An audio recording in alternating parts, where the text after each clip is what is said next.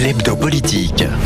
Bonsoir et bienvenue dans l'hebdo politique, votre rendez-vous politique du dimanche soir sur Radio Sensation en association avec TV78, épisode 227. Mon invité ce soir est le maire de Vélizy-Villacoublay, Pascal Thévenot.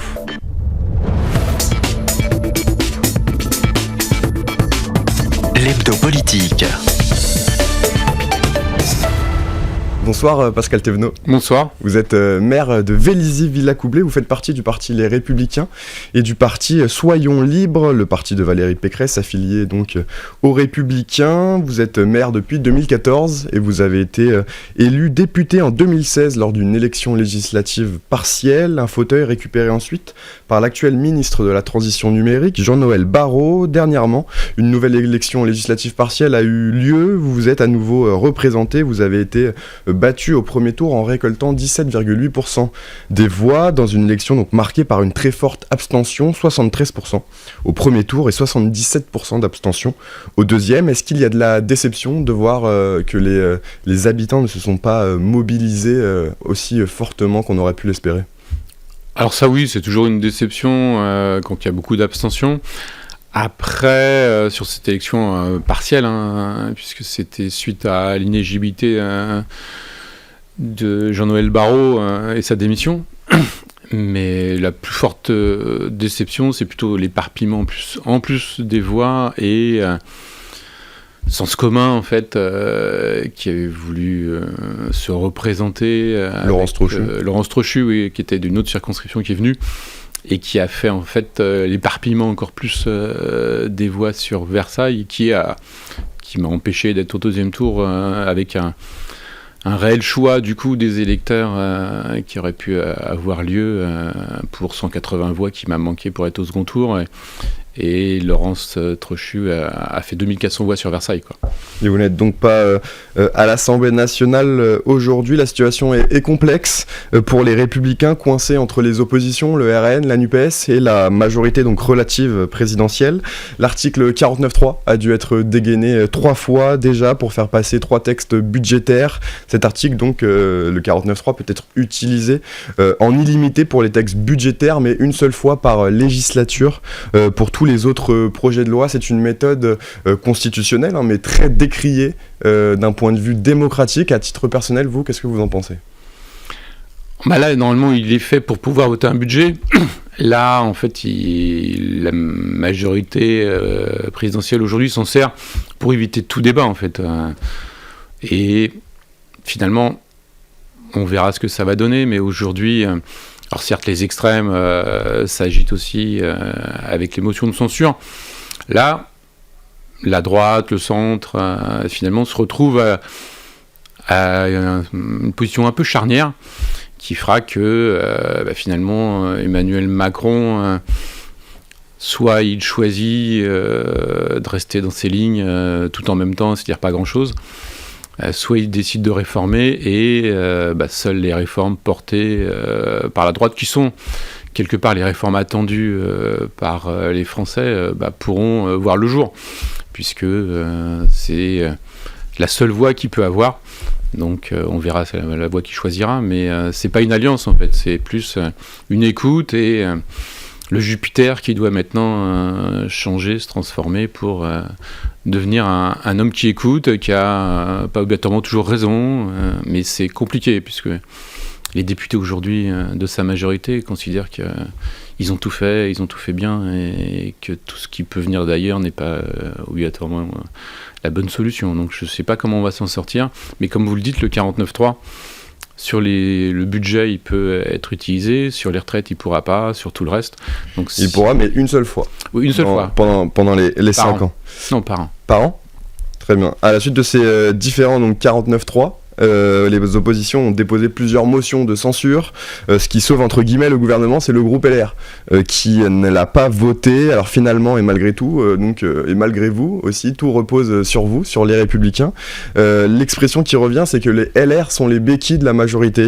Est-ce que vous voyez cela aussi déjà, de manière similaire ? Les LR n'ont pas voté la motion de censure parce que de toute façon ça aurait été un chaos et c'est pas en changeant de Premier ministre aujourd'hui qu'on aura obligatoirement la solution.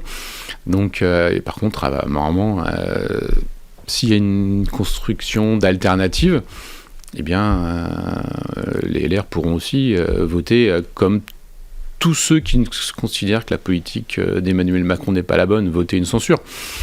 Là, c'est pas... Et la béquille, non, c'est au contraire, c'est ce que je vous disais, c'est plus la charnière. Puisque aujourd'hui, pour avoir une majorité en dehors du budget, mais pour le mettre en œuvre, en fait, soit Emmanuel Macron écoute les propositions qui ne sont pas nouvelles, de réforme et attendues encore une fois par le pays pour s'en sortir aussi bien dans la stratégie de l'énergie. On voit à quoi la stratégie d'Emmanuel Macron, premier quinquennat, nous a mené. C'est la crise en partie aujourd'hui. L'Ukraine a bon dos, mais on en parlera sûrement. Mais c'est pas... Donc là, c'est pas une béquille, c'est plutôt la charnière. Donc soit il y a une écoute avec ce qui est proposé au Sénat, ce qui est proposé à l'Assemblée nationale, soit il n'y a pas d'écoute et du coup, le chaos, ça sera... ou la non-réforme, on continuera les non-réformes, beaucoup de communication et des non-réformes telles qu'on les a vécues pendant 5 ans. Le président de la République, justement, a appelé cette semaine sur France 2 une alliance avec les Républicains donc pour voter les textes de loi à l'image de ce que voudrait l'ancien président Nicolas Sarkozy, qui souhaite donc un accord. Quelle est votre position à vous? C'est utiliser cette place un peu particulière qu'a les Républicains, cette place pivot dans cette Assemblée nationale pour peser au maximum et donc... aller dans les intérêts que vous défendez ou bien rester une opposition franche et sans accord? En fait, c'est ni l'un ni l'autre. L'alliance, en fait, elle n'existe pas puisqu'on n'a pas le même projet, on ne représente pas les mêmes idées.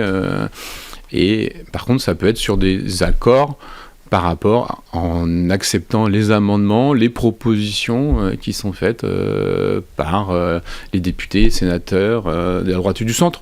Mais ça se fera sur chaque projet, et à partir du moment où le gouvernement va dans le bon sens et accepte nos amendements et nos propositions de loi, il y a aussi des propositions qui sont faites, eh bien on pourra trouver une majorité de projets. Mais aujourd'hui, on le voit avec le Sénat, à chaque fois que le Sénat a proposé des choses, eh bien, elles ont été toutes remises en cause, le plus souvent par la majorité à l'Assemblée nationale. Donc c'est une nouvelle manière de travailler, mais c'est pas des accords comme il y a pu avoir avec le Front National aujourd'hui et la majorité. On vous donne quelques vice-présidents et vous êtes gentils. NUPES, on leur a donné aussi des choses. Et les LR aujourd'hui... on a été plutôt considéré comme l'opposition, puisque il a été refusé de donner une vice-présidence qui nous permet de participer au bureau.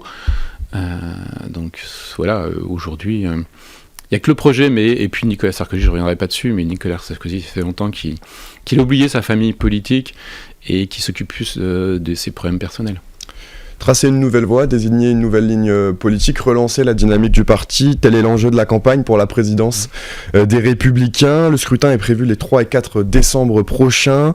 Sur la ligne de départ, on retrouve Bruno Retailleau, sénateur vendéen, Éric Ciotti, finaliste de la primaire et député des Alpes-Maritimes, et Aurélien Pradier, député du Lot. Alors qui, selon vous, est le mieux placé pour prendre les rênes du parti? Alors les trois ont... des intérêts et on participe en fait à la vie et aux orientations de la droite. Le sujet tel qu'on le vit à l'Assemblée nationale avec ce côté charnière et cette élection du président du parti, c'est que c'est un élément de reconstruction. On a besoin de se reconstruire, d'avoir une ligne, d'être audible. Et ce qui nous a manqué le plus, c'est en fait on n'a pas été audible parce que on n'a pas donné une vision aux Français de ce que voulaient faire la droite et le centre. Et il faut qu'on sorte du catalogue.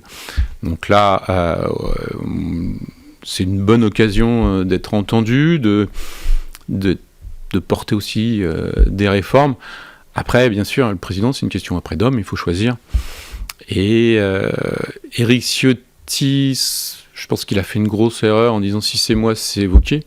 Wow, puisque là, ça veut dire que déjà, je veux ouvrir, mais déjà, il n'y a pas de débat. Et, ça veut dire que... Ça veut dire on tranche tout de suite. On tranche tout de suite, alors que on n'a pas de ligne. Et il faut d'abord partager une ligne, raconter une histoire, et avec les solutions qui peuvent nous amener à redresser le pays, plutôt que le choix du candidat à la présidentielle tout de suite. Donc là, c'est ce qui fait que je ne peux pas soutenir Ciotti. Le fait de dire si c'est moi, c'est Wauquiez, peu importe la sympathie qu'on peut avoir ensemble et tout, ça c'est pas possible pour moi. Après, Aurélien Pradier a quelques sujets, mais il veut ouvrir plutôt sur des décisions, ramener tout aux militants. Je suis pas sûr que ça soit obligatoirement l'attente. À partir du moment où il faut qu'on trouve une ligne. Et Bruno Retailleau est pour moi aussi bien dans la ligne, dans ce qu'il veut porter, et dans ce qu'il a démontré notamment au Sénat, où toutes les sensibilités peuvent s'exprimer, et à chaque fois il y a une unité de vote, il y a une synthèse qui est faite, et finalement on arrive à suivre le cheminement idéologique que propose la droite et le centre à travers le Sénat. S'il arrive à faire la même chose au niveau du parti, je pense que là on peut retrouver une adhésion des Français et une compréhension surtout sur le projet sur lequel on veut mener la France. Donc plutôt Bruno Retailleau pour vous. Qu'est-ce que vous attendez du prochain président du parti ? Quels sont les principaux défis et enjeux et vos attentes ? Le défi, c'est qu'on arrive de nouveau à identifier le projet de la droite et du centre et à le partager avec les Français. Aujourd'hui, on est non seulement inaudible, mais en plus,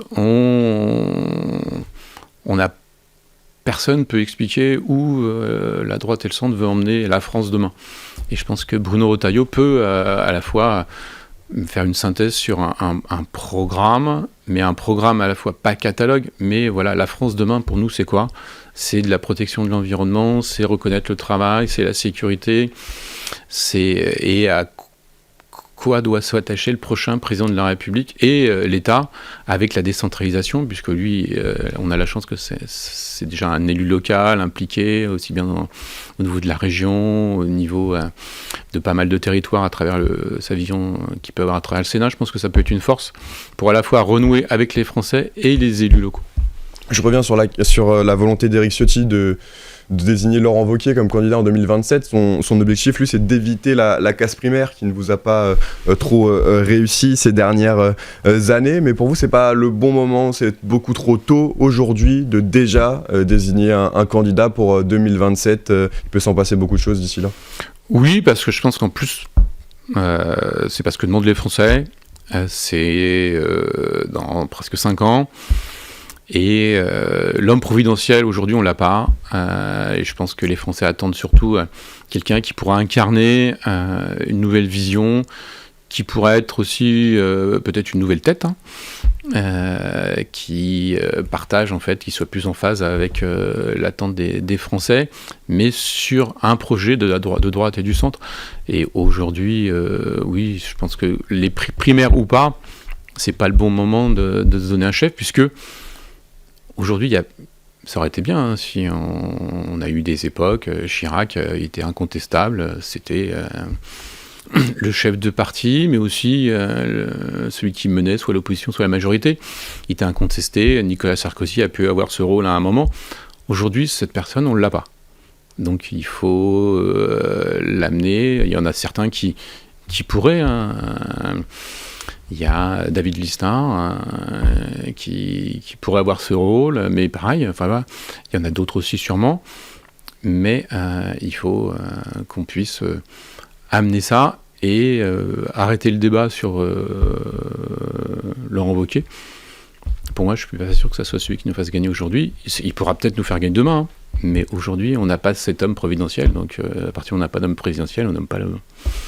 On va passer tout de suite à la deuxième partie de l'émission. Après l'actualité nationale, on va s'intéresser à des sujets un peu plus locaux. L'hebdo politique. Toujours avec Pascal Thévenot, maire de Vélizy-Villacoblet, commune d'un peu plus de 23 000 habitants. Le 11 octobre, l'association des maires d'Île-de-France a publié une lettre à l'attention des parlementaires franciliens. Dans cette lettre, ils alertent sur le risque de voir la continuité des services publics mise en péril en 2023, au moment où les députés donc débattaient du budget 2023 à l'Assemblée nationale. Vous avez, vous aussi, donc signé ce cri d'alarme. La situation est vraiment préoccupante aujourd'hui ? Alors là, encore plus critique aujourd'hui avec la crise énergétique, sachant que depuis des années, en fait, on s'est désintéressé des collectivités locales et on leur a enlevé toute autonomie fiscale déjà. Donc en fait, ça fait longtemps qu'on donne l'alerte sur le fait que le lien direct avec la population et celui qui permet de laisser personne de côté, c'est avant tout le maire et par sa proximité. Donc là, on nous a déjà enlevé toute autonomie fiscale. On nous a fait, moi par exemple, si je prends Vélizy-Villacoublay, en un mandat, j'ai perdu 10 millions de DGF, j'ai plus de DGF, j'ai une DGF négative. Donc, DGF, vous pouvez préciser. Dotation globale de fonctionnement, c'est ce que la participation de l'État à mon budget. Donc ce désengagement-là, il est plutôt général. Et là, avec la crise de l'énergie, finalement, que l'on subit par des mauvais choix stratégiques, par des mauvais accords et par une crise aussi internationale, finalement, on l'a subi tous. Et le budget pour certaines collectivités de l'énergie, électricité, gaz, c'est le chauffage, plus les augmentations de salaire qui ont été proposées, alors, qui étaient certes peut-être nécessaires, mais pendant la présidentielle, hop, c'est le chèque à tout va. Finalement, les seules économies qu'on demande, c'est aux collectivités. Les collectivités doivent avoir un budget équilibré. Alors que l'État, lui, n'a pas de budget équilibré et ne se désendette pas, en fait. C'est les collectivités qui participent toujours au désendettement de l'État. Donc là, on arrive à un moment où l'explosion des énergies, on est les seuls à ne pas avoir... Moi, j'aime pas le chèque, parce que le chèque, il faut toujours le payer, mais de mesures qui permettent de participer, d'aider les communes pour payer leurs énergies. Et aujourd'hui, il est clair qu'il y a beaucoup de villes qui ne peuvent pas équilibrer leur budget, indépendamment de tout investissement. Et du coup, ça veut dire qu'il faudra des services qui vont fermer, des équipements qui vont devoir fermer. Et ça, c'est finalement pas pris en compte, c'est comme si c'était pas grave, et les collectivités, on verra, vous fermerez leurs équipements. C'est un peu la vision précédente d'Emmanuel Macron. Le maire, il l'a toujours embêté, il aimerait bien qu'on soit des sous-préfets et qu'on exécute la politique de l'État, mais sauf que le quotidien des gens, aussi bien pendant le Covid, pour la rentrée, pour les différentes crises qu'on a déjà eues, si on a pu être le tampon de certaines crises, aider certaines familles à pouvoir finir les fins de mois, c'est avant tout les collectivités qui participent. Et l'aide sociale, c'est soit le département, soit la collectivité, mais c'est beaucoup le département. Je vous propose qu'on écoute la réaction de Jean-Michel Fourgousse, il est président de Saint-Quentin en Yvelines et maire d'Elancourt sur donc, le PLF 2023 et sur les dotations accordées aux communes. Le gouvernement qui est là avec un budget loi de finances 2023 qui commence à aller pénaliser les collectivités locales qui, elles, participent à l'enrichissement du pays, participent à la qualité de vie.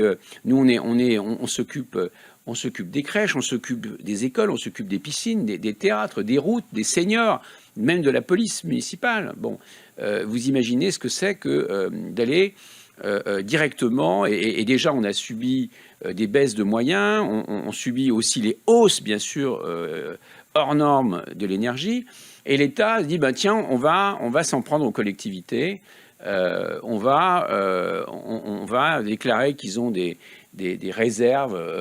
Déjà, c'est extraordinaire, on n'a pas de réserve, simplement que les investissements qu'on n'a pas fait sous le Covid, bien sûr, on les a mis en réserve, mais on va les faire, on est en train de les faire. Qu'est-ce que ça veut dire d'annoncer ça, déjà ? C'est pas très loyal de faire ça. On a besoin de travailler en confiance, on a une crise majeure devant nous, et il faut bien sûr être transparent et pas jouer, voilà. Donc ça affecte beaucoup les collectivités, qu'on leur parle d'enlever telle recette, de la compenser par une autre recette qui n'est pas fiable, qui n'a pas la même stabilité en tout cas. Donc c'est vrai que les maires, les 12 maires qui se sont réunis bien sûr tout à l'heure, sont inquiets. et en plus ne peuvent plus préparer leur budget, ne peuvent plus engager de la même façon un investissement. Donc ça veut dire qu'ils vont ralentir l'investissement. Les collectivités locales sont le premier investisseur en France. 70% de l'investissement, c'est les collectivités locales.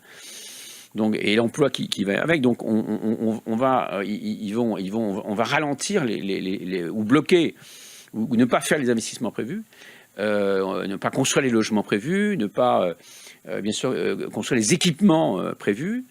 Donc vous imaginez ou l'entretien de bâtiments, si on veut par exemple baisser les bâtiments passoires qu'on a de temps en temps, bah oui, ça coûte dans un premier temps. On peut pas, et nous on va dans le bon sens, et puis attirer les entreprises. On développe, on fait du développement économique ici. On va chercher des entreprises, on les accompagne, on les installe, on installe leurs salariés dans les meilleures conditions. Vous voyez, allez toucher à ça, c'est-à-dire que vous allez toucher à la production de richesse.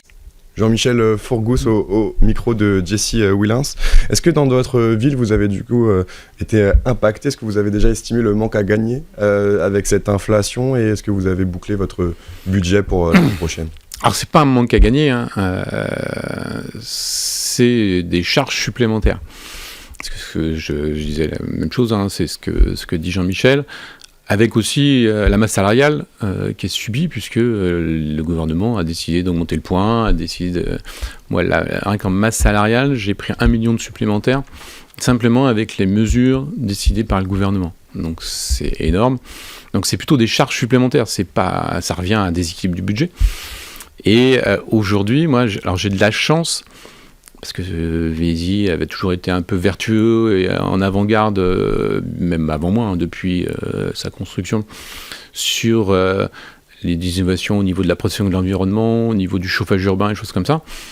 Donc là, moi, la chance que j'ai, c'est que j'ai parié sur de la géothermie profonde, que j'ai mis en service dans le début d'année, et qui, du coup, moins dépendant du permettent de chauffer tous mes équipements publics et tous les logements collectifs de la ville. C'est l'équivalent de 12 000 logements en géothermie, et avec en cas de grand froid, un apport de gaz, mais ça me limite ma facture. Le chauffage urbain, c'est 1,2 million au niveau du budget. Donc s'il avait été multiplié par 7, vous imaginez que je serais en grande difficulté. Là, il va augmenter de 20%, parce qu'il y a une part de gaz, il y a aussi de l'électricité un peu, mais globalement, je suis protégé de ça. Après, il me reste l'électricité, où on a déjà fait beaucoup d'investissements sur l'éclairage public. Donc finalement, les économies sont déjà faites, mais c'est 1,5 million le coût de l'électricité sur la ville, cette fois. Et la part de l'éclairage public, c'est 300 000 €. Donc finalement, même si on va l'éteindre la nuit, c'est pas là que je vais gagner le plus. Il faut que je fasse des économies sur la consommation électrique des équipements de la ville.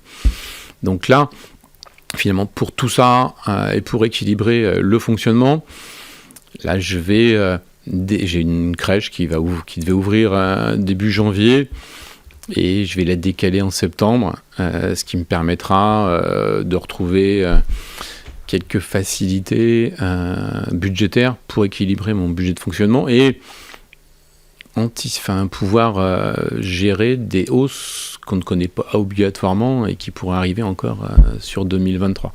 Donc là, j'ai cette chance-là, et j'ai aussi la chance d'avoir une zone d'activité dynamique sur laquelle j'investis beaucoup, qui prend une bonne part des investissements de la ville, aussi bien pour aller chercher les entreprises, pour les accompagner.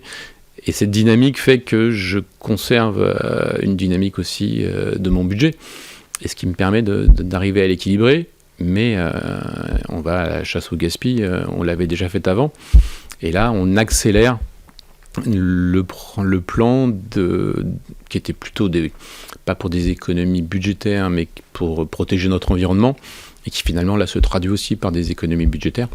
Donc on va l'accélérer, mais oui, non, ça a été chaque dépense a été vue, et je demande à tous les acteurs, aussi bien les habitants que les collaborateurs de la ville, de faire attention à l'extinction des ordinateurs en partant, l'extinction des lumières, la baisse de l'intensité dans un gymnase, si vous n'êtes pas en compétition, finalement, on n'a peut-être pas besoin du même taux d'éclairement quand on est en match et quand on s'entraîne, parce que de toute façon, ce sont des économies qui me permettront de boucler le budget et d'investir demain.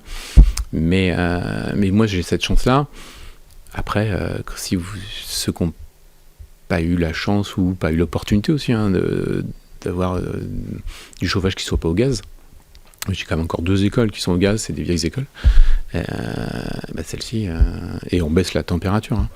Mais même ça sans mesure, parce que ça s'est subi, c'est la baisse de passer à 50% de nucléaire a un impact fort sur le coût de l'énergie, puisque le nucléaire n'a pas bougé. Donc là, c'est une stratégie, quand on voit, parce que c'est pas mal, les émissions de radio maintenant sont toutes enregistrées, donc quand on entend le président de la République, tout le monde, l'Europe est à 50% de nucléaire, ça fonctionne bien, il n'y aura jamais de problème. On le paye lourdement aujourd'hui. Et puis en plus des accords sur une péréquation avec le coût, pour que le coût de l'énergie, de l'électricité soit la même surtout en Europe, finalement on paye aussi les mauvais choix de l'Allemagne, et on a un président de la République qui a signé des accords qui font que même si notre énergie nucléaire qui nous reste ne coûte pas plus cher, on la paye quand même beaucoup plus cher pour compenser les mauvais choix stratégiques avec du charbon en Allemagne. Donc là, il y a un moment, la stratégie, l'État doit être responsable, et c'est là qui doit participer pour que tous les acteurs, en fait, en faisant des économies dans son budget. Parce que son budget, et les économies du budget de l'État, il y a des choix qu'il doit faire, il y a peut-être des commissions qu'il doit moins ouvrir. À chaque fois, on ouvre une commission ad hoc, je ne parle même pas des cabinets. Donc c'est l'État qui doit faire les économies. Les collectivités les ont déjà faites depuis très longtemps et sont à l'équilibre. Et on suivra la situation. Merci beaucoup Pascal Thévenot d'avoir été avec nous. Je rappelle que vous êtes le maire de Vélizy-Villacoublay. Et nous, on se retrouve la semaine prochaine pour un nouveau numéro de l'Hebdo Politique sur Radio Sensation.